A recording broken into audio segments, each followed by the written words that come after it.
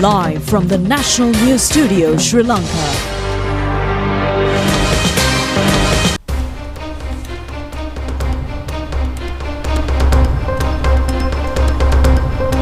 Good evening. This is the National News Telecast. I'm Movin Hettiarachchi. And I'm Hishain Ali. Let's have a look at the headlines for tonight.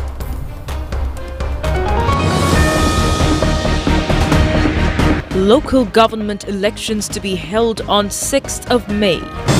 Deshabandhu Tendakon further remanded until 3rd of April. Life of a 1-year-old infant lost due to the health strike. Request by Kelia Rambukwala regarding bank account rejected. System change is taking place now, says Prime Minister in Parliament. 63% of preschool and primary school children suffer from tooth decay. 70 Palestinians perished in an attack by Israel early this morning.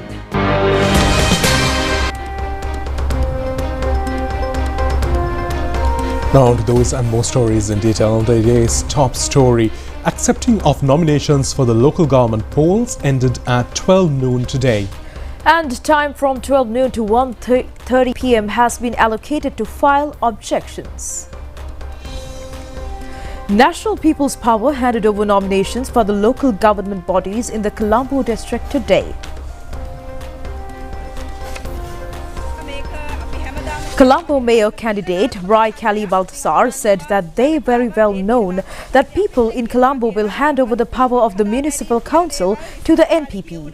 They are confident of going forward marching with the strong NPP candidates. ශක්තියක් වෙලා තමන්ගේ ප්‍රජාවට තමන් ඉන්න තැනත් හදන්න නම් ඇත්තටම මෙතන තමයි හැදෙන්න ඕනි කියලා. අපි දන්නවා මේක ඡන්දයක් කියන්නේ දවස් කිහිපයක තියෙන තරඟයක් නෙවෙයි. එහාට ජනතාවත් එක්ක වැඩ කරන්න ඕන නායකත්වයක් තමයි ඇත්තටම ජනතාව හොයන්නේ. ඉතින් ඒ නායකත්වය දෙන්න ජාතික ජනබලවේගයේ අපේ සියලුම අපේක්ෂකයන් ලෑස්ති. ඇතුලේ නාම යෝජනා පත්‍ර. Deputy Minister Sunil Vatikala said that the people have already taken a decision to hand over all local government bodies including the Colombo Municipal Council to the NPP. There is no competition. SJB as well handed over the nomination papers for the local government bodies in the Colombo district with the participation of SJB representatives and candidates. MP Ranjit Madhuma Bandara expressed confidence that all voters will join together and direct the SJB towards victory this time. Sri Lanka Pudujana Peramuna also submitted their nominations.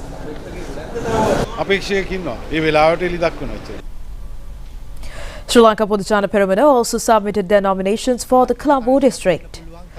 General Secretary of the SLPP Sagar Karyavasam says that SLPP has fielded a set of competitive candidates. They expect a unique victory at the election through an intensive fight. Sarvajana Balaya also presented their nominations for Colombo district including Colombo Municipal Council. Leader of the Sarvajana Balaya party, Dilip Javira, that his party contests the election with a great confidence over their systematic program. UNP also handed over nominations for all the local government bodies in the Colombo district today. National organizer of the UNP, Sagal Ratnayaka, said that the UNP attempted to join not only SJB but also other parties to contest the election as the common opposition. However, that attempt was not succeeded and the UN has filed a strong team under the elephant symbol. Several accepted political parties handed over nominations for municipal councils and 4 Pradeshia Sabhas in the Vaunia district today. National People's Power presented the nominations under the patronage of Parliamentarian Selvathambi Jagadishwaran, and Ilankai Tamil Arisakach party handed over nominations for the Vaunia Tamil Pradeshia Sabha. Pudujana Eksat Peramuna handed over the nominations for Vaunia district. National People's Party handed over nominations for 12 local government bodies in the Batiklo district. Sri Lanka Tamil Arskach Party handed over nominations for 11 local government bodies, excluding Kattankundi. The SJB handed over nominations for the Haputale Pradeshia Sabha and Haldumulla Pradeshia Sabha and Badula district under the patronage of Parliamentarian Naina Vasathilaka. SJP also presented nominations for the Polonnaruwa district under the patronage of district leader Parliamentarian Kings Nelson. Sri Lanka Pudujana Peramuna handed over nominations for the Polonnaruwa district under the patronage former Parliamentarian Siripala Gamla.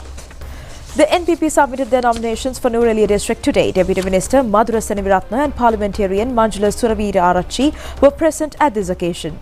Sri Lanka Podujana Peramuna also handed over nominations for the Nuwara district today. The NPP handed over nominations for the Galle district under the patronage of Deputy Minister Ratna Gamage, and UNP nominations were handed over by former Minister Vajra Abeyewardena.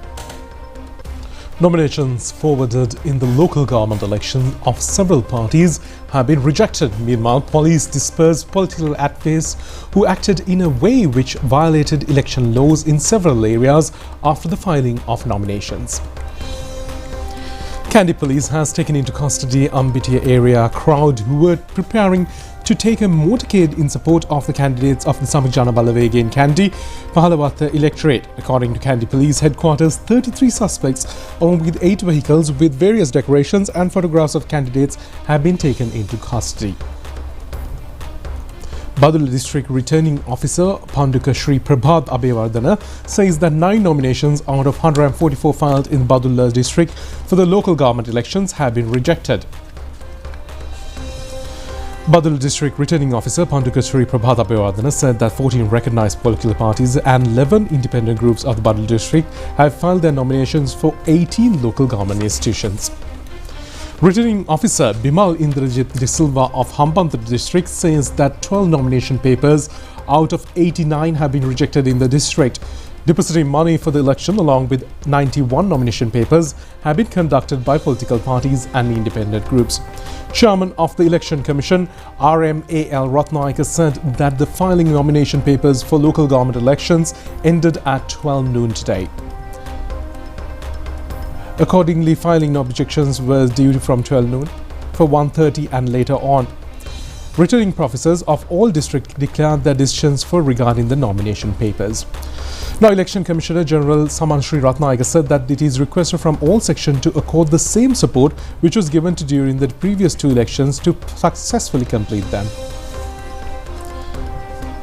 And in the meantime, suspended Inspector General of Police Deshabandhu Thendakone has been remanded until the April 3rd in Dumbura prison in Kandy. This order was issued after he was produced before the Mathura Magistrates Courts today. It was stressed that according to the terms and conditions of the orders given by the appeal court, if he is released on bail, there would be severe influence to the ongoing investigations. Accordingly, the Mathura Chief Magistrate Court rejected him releasing on bail considering the objections filed by Attorney General Department. Addressing the court's Deputy Solicitor General Dilip Apiri said that this verdict of this writ petition is a historic one. The appeal court has given a unique message to the society regarding the enforcement of law against a criminal matter and the rule of law. Solicitor General Dilip Apiri further said that he joined this case with only regard to the main suspect. From this point, junior lawyers of the Attorney's Department will carry out this case, and the rest of the 6 suspects have informed the courts that they will appear before courts through a motion tomorrow. People expect such cases should be considered without dragging and wasting time. He said, therefore, he requests the court to expedite the hearing of this case and directing the investigative officials. He asked the courts to issue an order to take the 2 mobile phones found from his residence and the other phones which is used during his hiding about 20 days to be handed over to the investigation team. Permission should also be granted to record statements while in prison. Considering the request of the Deputy Solicitor General, the magistrate granted permission accordingly, and Deputy Solicitor General Dilip Apiri further said that such incidents occurred due to the weakness prevailing during the previous regime. Deshabandhu Thendakone filed a writ petition requesting an interim injunction order against the order of the Mathura Magistrate Courts, and however, the appeal court dismissed the petition without consideration. Thereby, the appeal court ordered to arrest the suspect immediately and produced before courts. At the time, several police teams had started search operations to trace Deshabandhu Thendakone, and in this backdrop, he had surrendered to the Mathura Magistrate Courts yesterday. Accordingly, the Mathura Magistrate ordered the suspect to be remanded until today, and accordingly, he was sent to the Agunakola Palace prison last evening and detained under special security measures. Accordingly, the suspended IGP Deshabandhu Thendakone was again produced before the Mathura Magistrate Courts today as well. 1-year-old infant of Kambagamhua in Bulatkohupitia has died due to not receiving proper treatment at the right time owing to a recent health strike. The victim has been identified as Moshadi Ahimsa Bandara. The baby has been taken into Kambagaon Rural Hospital in case of a high fever. She was not admitted to the hospital as the health services professionals had strike. Then the mother had taken the baby back home without any treatment. Later, the condition of the infant had intensified and the mother had again taken the baby to the hospital. Then she was admitted to the hospital and later transferred to Kegal General Hospital for further treatment. It is reported that she had died while receiving treatment at the Kegal Hospital. Her postmortem was conducted at the hospital yesterday. Residents of the area say that health professionals who obtain salaries from tax payments of the general public to use conduct unfair strikes using the lives of innocent people in danger. It is pathetic that one-year-old infant had to pay for the unkind actions of the strikers. The residents of the area vehemently condemned the unfair trade union actions. Moving on, the Colombo High Court rejected a request made by former Minister Kehelia Rambukwala to quash an order to suspend a bank account at the Parliament branch in accordance with an investigation by the Bribery Commission. A prohibition order had been issued recently suspending bank accounts and insurance policies belonging to former Health Minister Kehelia Rambukwala and his family by the Colombo Chief Magistrates Court.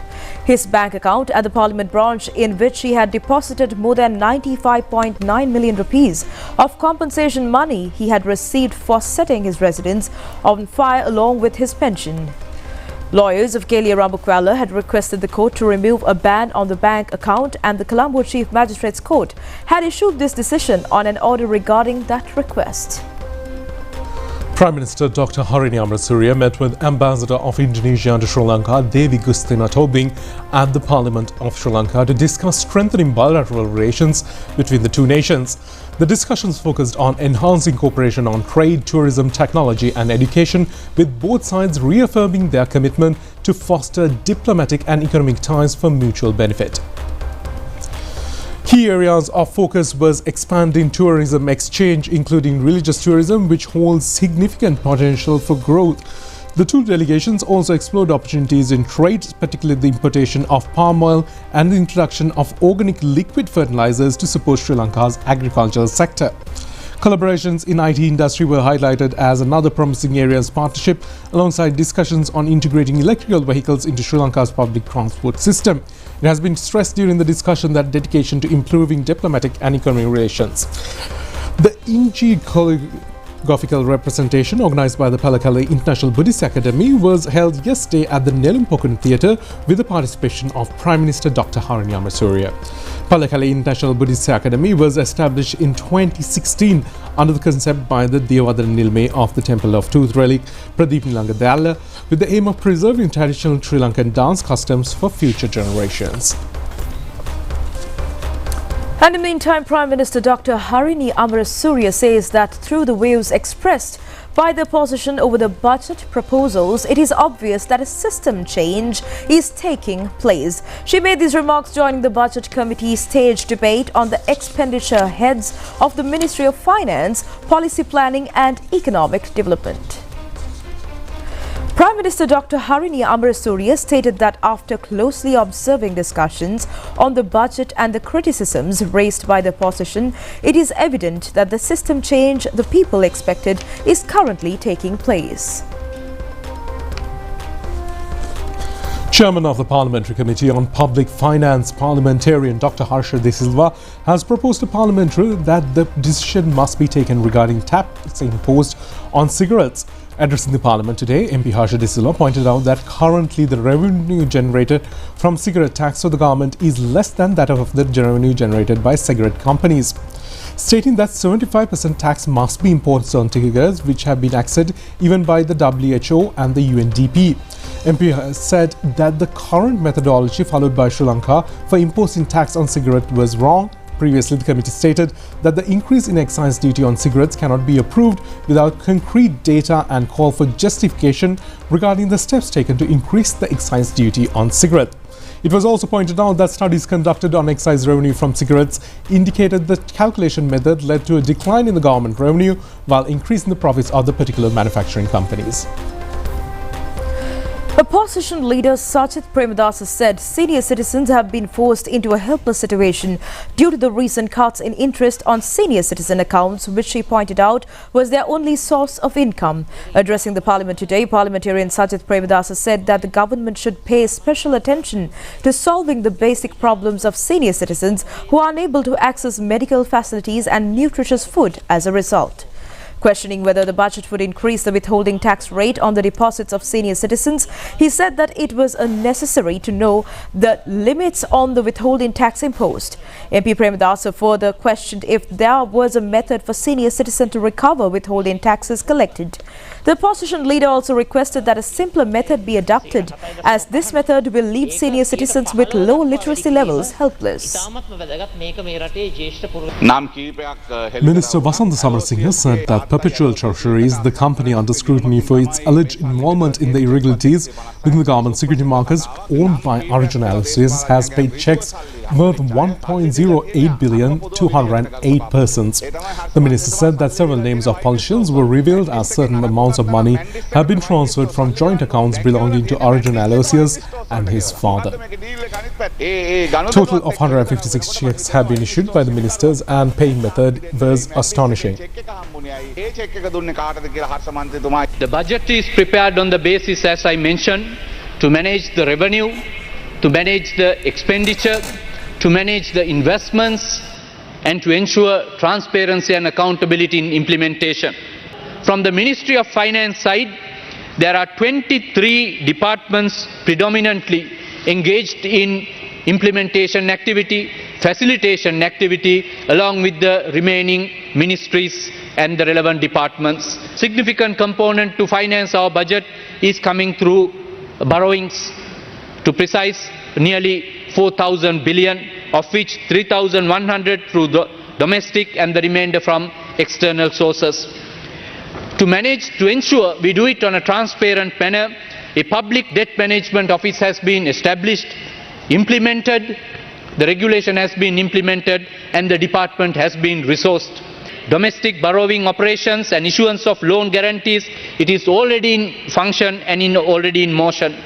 External borrowing operations currently conducted by the Central Bank of Sri Lanka is to be taken over by the Public Debt Management Office. Similarly, several arrangements are being made to ensure public debt management is done in a transparent manner. Here we are not selling off our SOEs, but also strengthening them through public-private partnerships, and we will be holding on to strategic investments while we are trying to improve the revenue that will come to the treasury through these businesses, as we can strengthen them to greater heights. This budget is designed in terms of state, cooperatives and private sector will play a significant role in making a competitive environment for business, and also giving the best to the consumer through competition. This is a historic moment for Sri Lanka. After 1997, we are shifting the economic model of this country to achieve the greater heights that was achieved by India, Vietnam and South Korea. So this particular government will be structured and made efficient with the political will, that the changes that will take place, both especially in creating a strong base for production, strong base for agriculture, strong base for exports and strong base for trade, in terms of especially strengthening our cooperative systems and going forward. A person has been taken into custody along with a cache of heroin valued at more than 460 million rupees at Radhabampula area in Dikwella, Mathura. The raid has been conducted by Anti-narcotic Bureau. Police Anti-narcotic Bureau conducted the raids on information received by them. According to police, a stock of narcotics has been securely with the various symbols in 29 packages as residences of the suspects. Investigations have revealed that the cache of narcotics sent via sea routes from Dubai as to the suspect by an accomplice by the criminal name of Nadun Chintaka Vikramaratna alias Handakata. A suspect has been taken into custody with hash and other narcotics valued at 150 million rupees. The raid was jointly conducted by Sri Lanka Navy and Police Anti-narcotics Bureau last night. We'll be back with foreign news after a short break.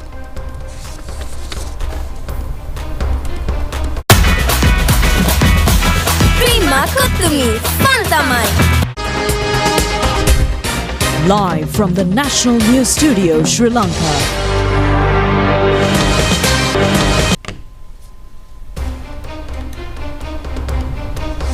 In more news items, 15,000 kilos of rice taken into the possession of Consumer Affairs Authority, which have been stored illegally, has been confiscated. And this action has been taken in accordance with an order by the Colombo Chief Magistrates Court. The stock of rice has been recovered when a shop in Old Mana Street, Colombo, was raided by the Consumer Affairs Authority. Steps have been taken to file court cases against the owner of the shop and 3 others. 3,005 kilogram Kiri Samba bags have been presented to the court by officials of the Consumer Affairs Authority. The court ordered to confiscate the rice stock, which has been valued at more than 3.8 million rupees. Raids regarding hoarding and selling rice at a higher price in the market are being continued. According to the Consumer Affairs Authority, high attention has been paid during raids to Kiri Samba and Samba rice.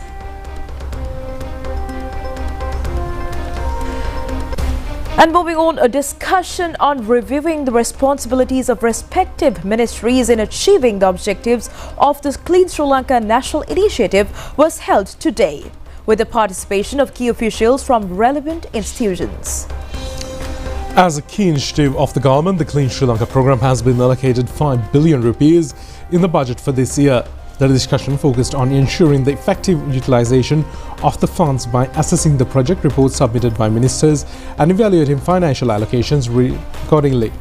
Several key areas were extensively discussed, including improving sanitation and infrastructure within schools, enhancing road safety and accident prevention, developing guidelines for tourism industry and taking measures to protect the environment systems in selected Mahavali zones. Senior officials from state agencies were present at the meeting. And on to more stories here at home. Minister Dr. Nalinda Jayatissa says that 63% of preschool and primary school children are suffering from tooth decay. He made this observation addressing the World Oral Health Day national celebrations at Golfers Green premises. The World Oral Health Day falls on today. This day has been declared by the International Dental Association in 2013. This year's theme has been "A Happy Mouth is a Happy Mind." The celebrations had been organized jointly by the Ministry of Health, Sri Lanka Dental Surgeons Association and the International Dental Surgeons Association. Minister Dr. Nalinda Jayatissa said that half of the world's population, or 3.7 billion, suffer from oral diseases. In Sri Lanka, 63% of preschool and primary school children are suffering from tooth decay. Nearly half of the adult population suffer from gum disease. Among the Sri Lankan males, oral cancer is a prominent and also the most prevalent. The Ministry of Health in Sri Lanka has accepted in principle the use of toothpaste with fluoride. The people are requested to adhere to the usage of toothpaste with fluoride. And on to more stories here at home in brief. Run Women a Housing project implemented for the Samruddhi beneficiary families were vested with them today. 3 houses, each worth 750,000 rupees and 6 houses worth 250,000 rupees at the Delta Divisional Secretariat in Kandy have been handed over to the Samruddhi recipients. A financial grant is provided to the selected families and they have to construct the house. The digital payment promotion program for this year will be held on the 22nd and 23rd of this month at the Gregory Lake Car Park, Norelia, with the participation of Governor of the Central Bank, Dr. Nandalal Veerasinghe. Representatives of banks, financial companies, telecommunication companies and many other entrepreneurs will take part in this program. Under this project, people will have the facilities to make payments safely without using money for their daily needs. It has been decided to construct a vehicle park at Alla Tourism Zone to minimize the traffic congestion. Deputy Minister of Tourism Ruan Ranasinghe revealed this fact joining an observation tour in the Alla area yesterday. The conference to launch international research reports organized by the Water Supply and Drainage Board commenced yesterday at the training center of the board in Borpana. This has been organized for the 9th occasion and ended today. This has been organized in line with the World Water Day and the 50th anniversary of the Water Board. A 64-year-old French lady has received severe injuries by falling into a precipice while traveling in Little Adams Peak area in Alla. She has received injuries her head and her leg. The victim was traced by a search operation using drone cameras and she was hospitalized later. We'll be back with foreign news after a short break.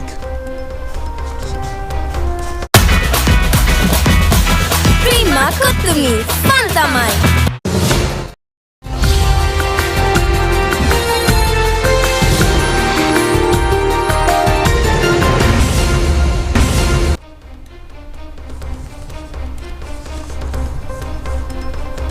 Now on foreign news, at least 85 Palestinians have been killed in an overnight Israeli airstrike in Gaza.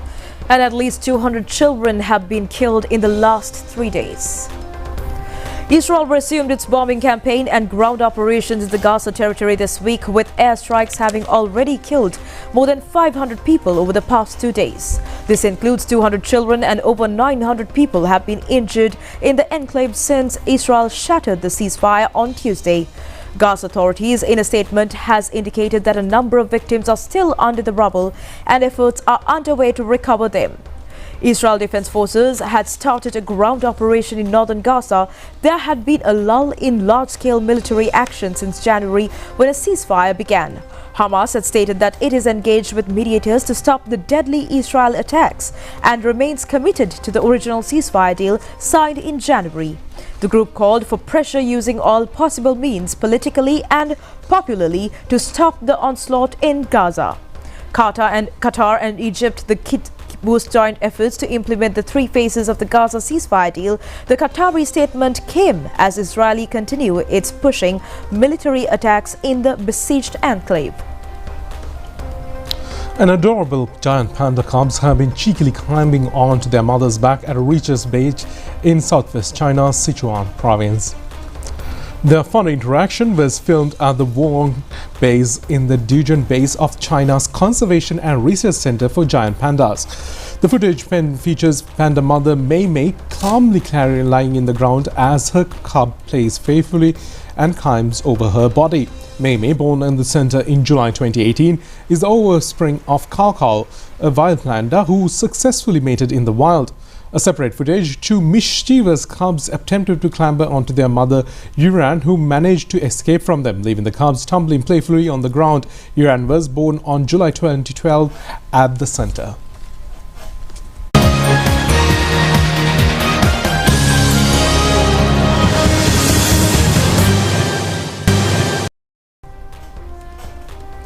And moving on to sports news for the night, medal winners of the 20th World Muay Thai Championship tournament held in Thailand arrived in the island last night. A large crowd, including parents of the players, arrived at the Katnaik airport to welcome them. The tournament, organized by the World Muay Thai Federation, took place from 9th March to 19th at the stadium in Bangkok. With participants from 42 countries, Sri Lankan Muay Thai athletes secured 2 golds, 3 silver and 2 bronze medals. Among the Sri Lankans gold medalists, Sehasa Kiza of grade 6 student, who triumphed in the 37 kg weight class of the 10 to 11 age group. 2 other medal golds were Tharindra Dhanusuri, who competed in the open category under the 54 kg weight class. He is an undergraduate in the aesthetic and performance attached to the Colombo University.